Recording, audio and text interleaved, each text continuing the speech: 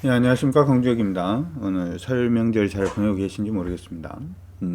교육방송 진행하기에 앞서서 하나 이슈가 나오고 있는 부분이 있어서 여러분들 한번 체크해 두시면 좋을 것 같아서 언급을 좀 해드리도록 하겠습니다. 전자신문에서 나온 기사인데요. 차량용 반도체 공급 부족 심화, 정부가 국내 파운드리 육성을 지원해야 된다라는 기사가 나왔습니다. 정부가 국내 파운드리 부분까지도 육성을 하면 우리는 공산국가죠, 그렇죠? 일단 시장은 시장에게 맡기는 게 맞는 것 같습니다. 그래서 이 기사 안에서 우리가 봐야 되는 부분들 한번 체크를 해보도록 하겠습니다. 먼저 우리가 봐야 되는 부분 이렇게 생겼어요. 반도체, 그렇죠? 웨이퍼는 이렇게 생겼고요.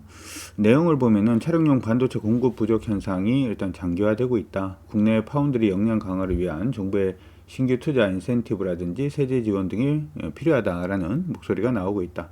무조건 정부한테 뭘 하라고 하는 것은 아닌 것 같은데, 어쨌든 우리가 주목을 해야 되는 부분은 차량용 반도체 부분이죠. 차량용 반도체는 우리가 반도체를 메모리와 비메모리 반도체로 나누게 되는데요. 차량용 반도체는 비메모리 반도체입니다. 우리 삼성전자나 SK하이닉스가 전 세계 1등이다라고 하는 부분은 서버용 반도체라든지 메모리 반도체를 얘기를 하고요. 지금 얘기하고 있는 것은 시스템 반도체, 소위 말해서 비메모리 반도체에 포함되는 부분입니다.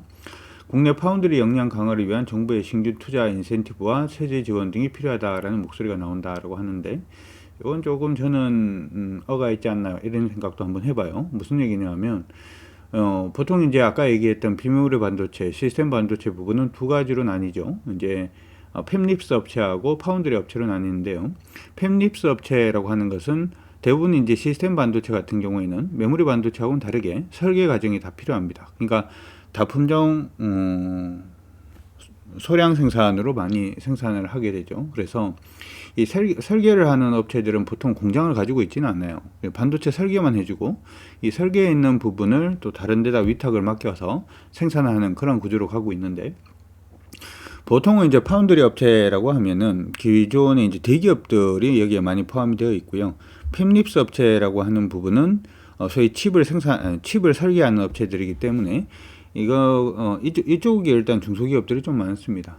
파운드리 역량 강화를 해야 된다라고 하는 부분은 DB하이텍이라든지 삼성전자라든지 SK하이닉스의 파운드리 역량을 강화해야 된다라는 부분이기 때문에 우리가 요 얘기를 일단 들어보면 지금 DB하이텍 같은 경우에는 공장 가동률이 거의 100%거든요. 그러니까 더 이상 설비 투자를 하지 않으면은 이쪽이 늘어날 가능성이 좀 희박해지는 거죠. 그렇기 때문에 지금 이 파운드리 업체들의 비메모리 반도체의 투자 자체가 지금 나와야 된다라는 얘기가 되고, 이 투자를 나오기 위해서는 비메모리 반도체 장비 업체들은 수주를 올해도 지속적으로 받을 가능성이 높다. 그러니까 DB하이텍에서 받든 SK하이닉스에서 받든 아니면 삼성전자에서 비메모리 반도체 부분에 투자 장비 수요가 증가할 가능성이 높다라는 얘기가 되기 때문에 이쪽 관련된 종목군들 한번 체크를 해보자라는 기사로 전 눈에 보입니다.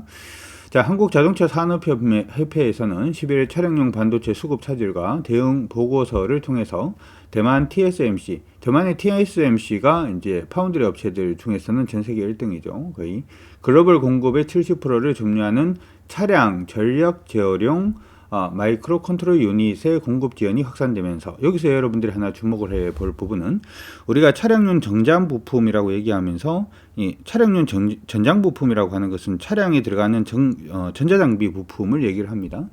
전자장비 부품을 제어하기 위해서는 반도체가 필요한데, 우리가 이 반도체 부분도 크게 한 세 가지 정도로 나눌 수가 있거든요. 하만이라든지 하는 삼성전자 얘기하면은 자동차 전장, 그러면 하만 이렇게 얘기를 하는데, 요거는 어디 들어가는 거냐면 자동차 인포테인먼트, 소위 말해서 여러분들이 이제 라디오를 잡는다든지 아니면 음악을 듣는다든지 하는 우리 그 자동차에 보면은 운전석하고 보조석 사이에 있는 거 있잖아요. 그쪽 컨트롤하는 부분 얘기고, 지금 전기 자동차라든지 하는 부분을 보면은 이제 자동차가 출력이라든지 하는 부분도 이제 전자 장비로 제어를 하잖아요. 그렇죠? 이 부분이 일단은 차량 전력 제어용 마이크로 컨트롤 유닛이다. 그쪽이 가장 돈이 된다. 이렇게 생각을 하시면 되는데, 사실 우리나라 대부분 업체들은 소위 말해서 아까 얘기했던 차량의 그 운전석하고 보조석 사이에 있는 그쪽 시스템 부분에 많이 좀 주목이 되어 있습니다. 그래서 이제 차량 전력용 반도체 부분을 생산하는 설계를 할 수 있는 기업들한테도 조금 우리가 관심을 가져야 된다. 이런 식으로 여러분들이 봐주시면 좋을 것 같습니다. 자, 차량용 반도체는 다른 시스템 반도체보다 수익성이 낮은 데다가 높은 신뢰성과 안정성을 요구를 하고 결함 발생과 안전사고, 리콜 등의 부담이 있어서 신규 업체 진입이 용이하지 않은 만큼 단기간 공급량 확대가 어려운 품목이다. 요거는 이제 설계를 어떤 식으로 해주느냐도 저는 굉장히 중요하다 이렇게 생각을 하고 있어서 차량용 반도체 설계 기업들도 여러분들 한 번씩 체크를 해 두시는 것도 좋을 것 같고요. 개인적으로는 여덟 기업들이 아마 만약에 중소기업이 여덟 기업 안에 있다면 M&A라든지 하는 부분에 대한 이슈들도 나와주지 않을까 뭐 이런 생각도 한번 해봅니다. 종목은 한번 여러분들 찾아보시는 게 일단 좋을 것 같습니다. 파운드리 업계 1위를 차지하고 있는 대만 TSMC의 대체 파운드리 업체를 찾아서 다시 칩을 생산하려면 최소 1년 이상이 소요가 된다. 미국과 독일, 일본 등의 주요 자동차 생산국도 대만 정부의 TSMC 차량용 반도체 증산 협력을 요청한 이유다. 뭐 이렇게 얘기를 하고 있습니다. 파운드리 업체들 일단 나오고 있어요. 그렇죠? 수급 차질 장기화에 대비하기 위해서 삼성전자, DB하이텍 등 국내 파운드리 업체를 통한 대체 생산 능력 확보도 필요하다.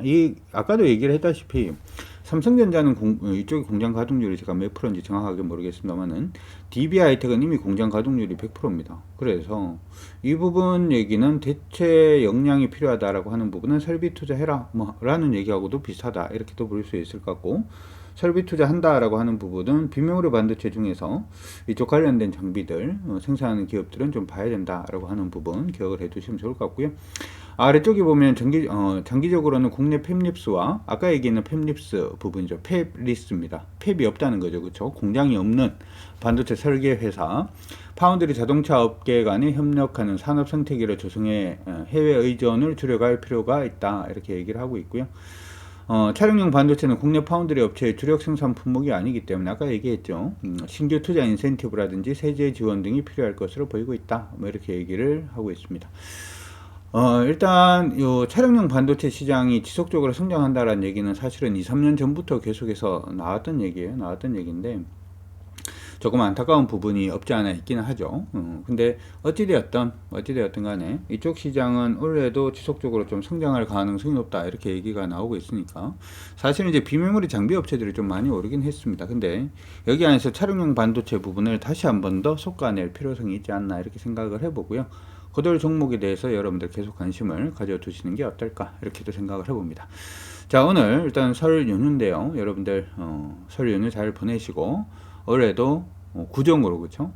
음력으로 구정이라 그러면 안 되죠. 음력으로 올해도 여러분들 모두 성공 투자하시길 바랍니다. 지금까지 저는 강준혁이었습니다. 수고하셨습니다.